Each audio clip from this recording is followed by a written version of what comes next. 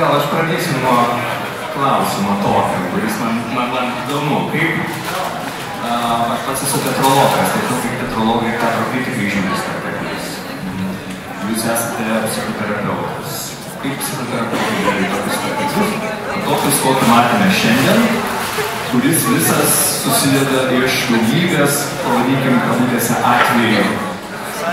Jūs turbūt savo žinių, savo įgūdžių, vertinti žmonių santykius, juos analizuoti, turbūt negalite palikti kažkur tai išmesti iš savo galvos.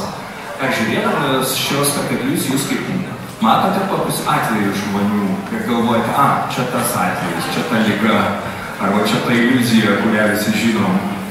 Ar matote šitą spektaklį iš tokios, nežinau, psichoanalitinės kažkokios perspektyvos?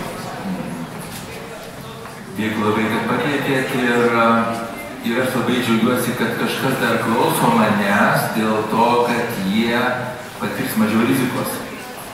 Nes tie, kurie klauso manęs, tai išgirs, kad aš labai dabar siūlau padaryti visiems išminties pauzę šiandien ir nespręsti santykių šiandien ir net rytoj nespręsti santykių.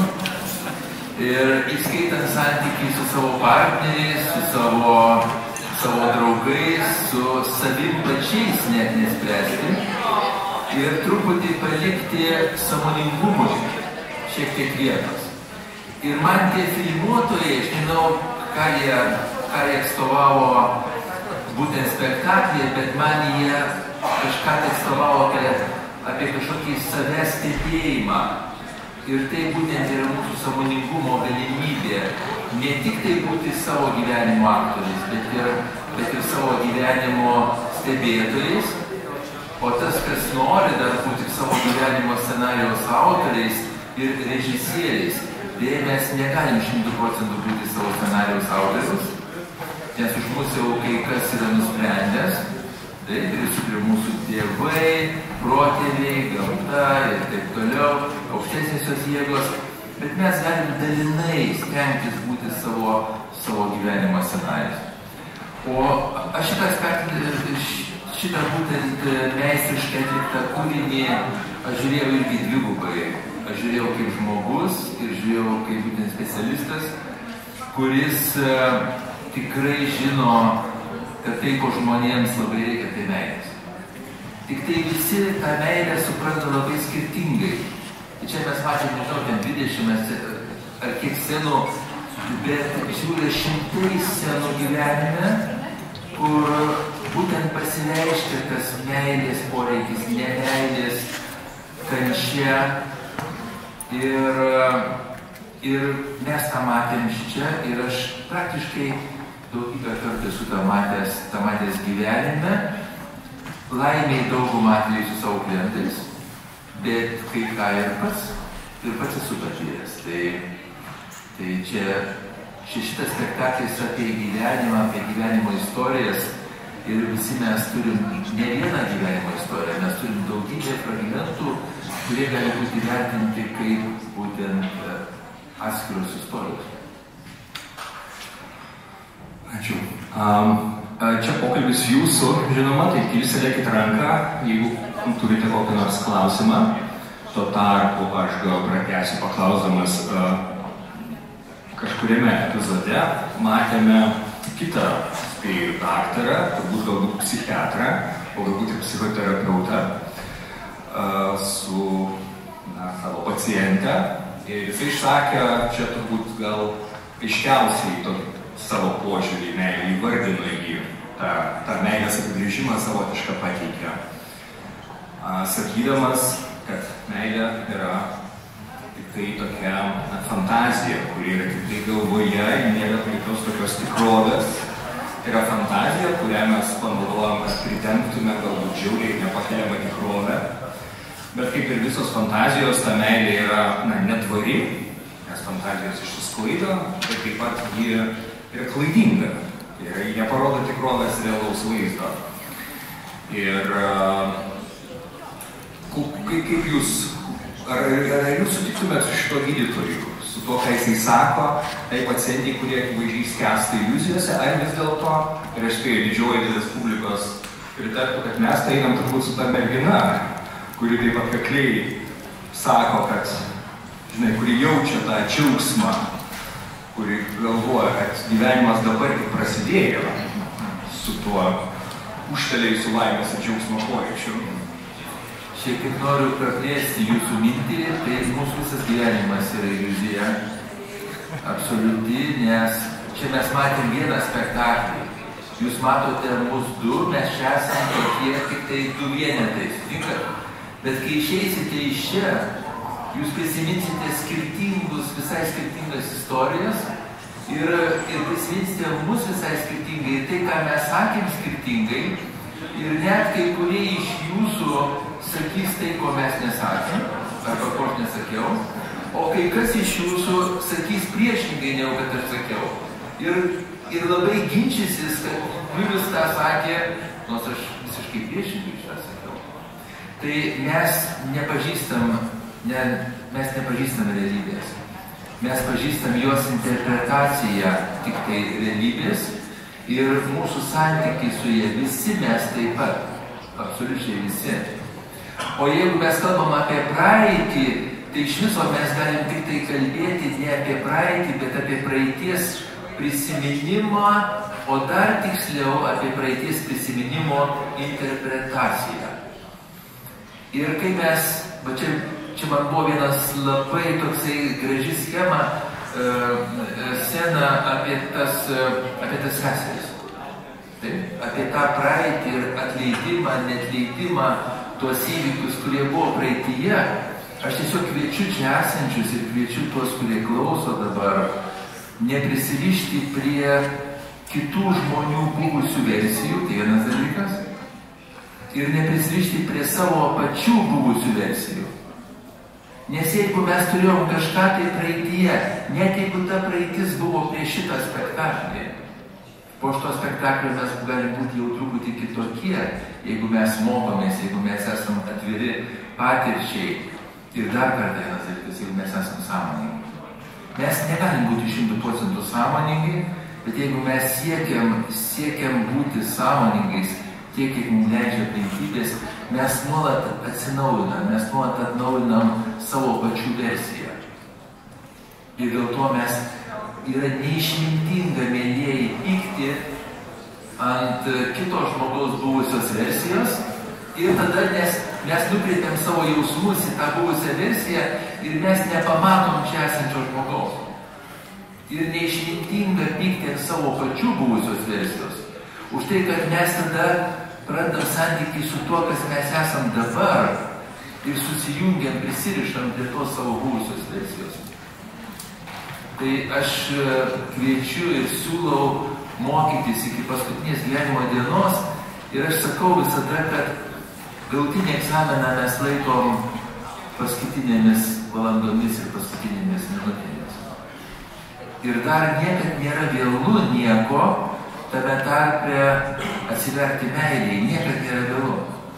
Jeigu mums liko gyventi mėnuo iki mūsų mirties, jeigu liko gyventi savaitė, jeigu liko gyventi diena, tai gali būti pati svarbiausia diena mūsų gyvenime.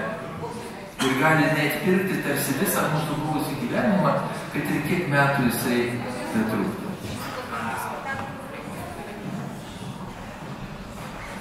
Okay. Aš aišku, kada žiūrėjau spektaklį, jūs kalbate apie tai, kad reikia atsiverti meiliai ir kad jos nuolatos trūksta, mums visiems trūksta tas meilės. Bet kartu spektaklį, aišku, tos meilės buvo netgi labai daug.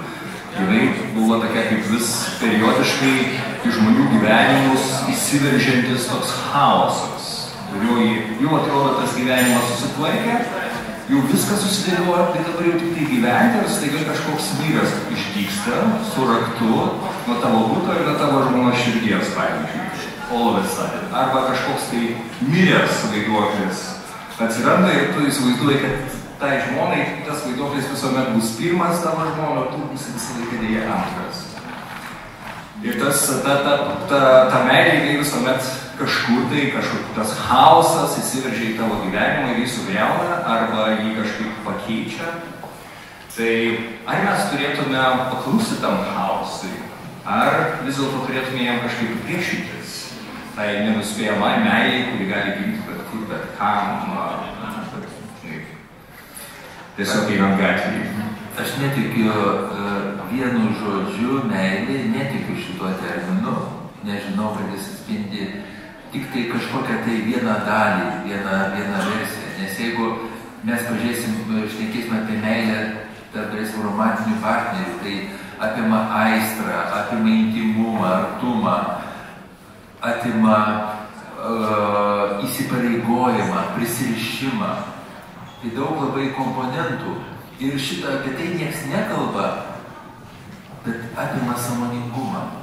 Neįmanoma meilė be sąmoningumo, tikra meilė, be suvokimo, kas vyksta, be savirefleksijos ir savistabos, be atjautos ir be nuolatinio pastangų praplėsti savo ribas, praplėsti savo suvokimo ribas, atsiverti naujom patirtim, kurios mus praturtina.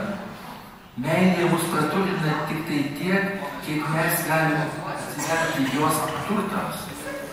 Taigi aš nemanau, kad yra toks dalykas kaip viena meilė.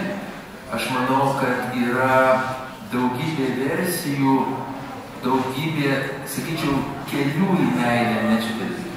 Ir jeigu mes kalbam apie chaosą, tai trūksta vieno labai svarbus komponento, trūksta sąmoningumo.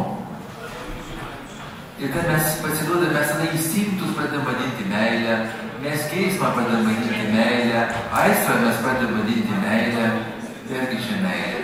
Jie turi savo vardus. Tai aš siūlau geismas nėra blogas dalykas, yra geras dalykas. Kaip ir peilis ar bet kas ar blogas dalykas peilis. Geras dalykas. Žiūrint, kaip mes jį naudojam. Tai aš siūlau vadinti žodžiais tikraisiais vardais. Jeigu turim geismą ir sakykim, aš turiu geismą. Jeigu turim aistrą ir sakykim, jeigu mes turim prisirišimą, o čia irgi buvo scenų, ar ne? Ir tada mes vis sakykim, mes turim prisirišimą, bet mes neturim. Tada nevadinkim to meilę. Iš viso meilė yra tai, kas aš nuolat mokausi mylėti, aš nuolat noriu pažinti meilę, suprasti ją. Ir aš žinau, kad tai praktiškai niekada nesibaigs. Nes meilė kinta net nuo pažinimo pačio, meilė kinta amžiuje, meilė kinta mūsų santykiai, tai labai dinamiškas dalykas. Meilės nėra stabilios, nėra meilės stagnuojančios. Tai meilė yra procesas. Aš siūlau tie žmonės, kuriem duota tas atvirumas patirčiai, duoda noras suprasti, žingeidumas, smalsumas. Tik tie žmonės gali patirti meilę. Kiti žmonės gali galvoti, kad jų versija yra ta meilė, tada kritikuoti kitus žmonės, neigti iš jų, gal kitą kartą ir šaipytis. Ir čia buvo labai daug etinių problemų paliesta. Ir tos, pavyzdžiui, ligonės, man ištryško ašaros, žinokit, žiūrint šitą sceną, apie tą, nes aš esu matęs, žinau, kaip būna. Ir ten yra irgi buvo labai stiprus.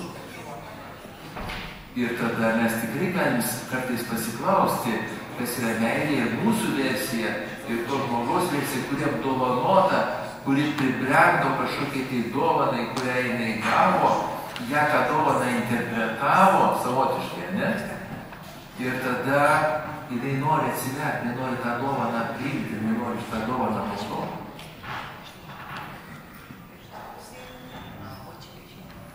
Taip, gal kas nors kokių klausimų turite?